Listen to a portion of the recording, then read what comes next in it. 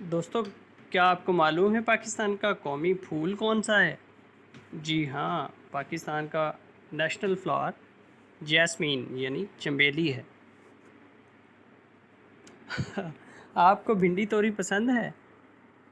آپ چاہے مانیں یا نہ مانیں لیکن پاکستان کی قومی سبزی بھنڈی ہے۔ چاول کی فصل دوستو سب سے پہلے چین میں کاشت کی گئی۔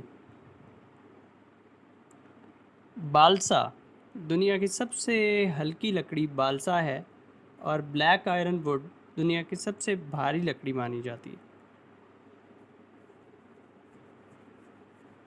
دوستو، پھلدار درختوں میں ناشپاتی ایک ایسا پھل ہے جو تقریباً 300 سال تک اپنا پھل دیتا رہتا ہے، اور پھلدار پودوں میں دوسرے پودوں کی بنسبت اسٹرابری ایک ایسا پھل ہے جس کے بیج اس کے چھلکے کے اوپر بنتے ہیں۔ دوستو، کیا آپ کو معلوم ہے چند درخت ایسے بھی ہیں جن کے پتے سردیوں میں بھی پیلے نہیں ہوتے، جیسا کہ آم اور نارنگی وغیرہ؟ ان کے پتے سردیوں میں بھی پیلے نہیں ہوتے۔ اس دنیا میں ایک ایسا درخت بھی پایا جاتا ہے جس کا صرف چھلکا ہی سونگھنے سے انسان بے ہوش ہو جاتا ہے۔ کچھ لوگ تو یہ بھی کہتے ہیں کہ اگر اس درخت کے نیچے سے کوئی بھی انسان گزرے تو یہ درخت اسے اپنے ساتھ لپیٹ کر موت کی نیند سلا دیتا ہے۔ یہی وجہ ہے کہ اس خطرناک درخت کو آدم خور درخت کہا جاتا ہے، اور یہ درخت افریقہ کے جنگلات میں پایا جاتا ہے۔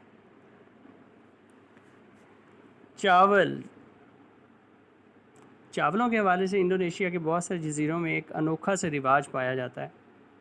رواج کچھ یوں ہے کہ چاول کی فصل تیار ہونے کے وقت شادی کر لی جاتی ہے اور کٹائی کے بعد فوراً ہی رشتہ ختم کر دیا جاتا ہے۔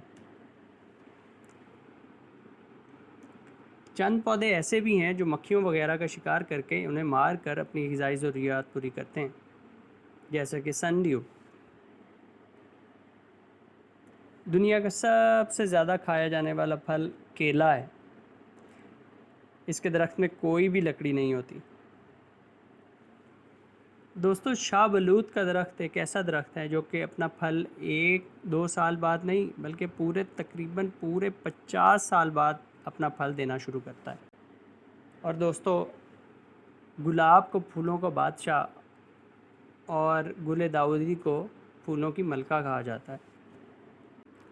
دوستو، پھولوں سے متعلق آج کی ہماری یہ ویڈیو ضرور بتائیے گا آپ کو کیسی لگی، اور اگر آپ کو ہماری ویڈیوز اچھی لگ رہی ہیں تو ہمارے چینل کو ضرور سبسکرائب کریں۔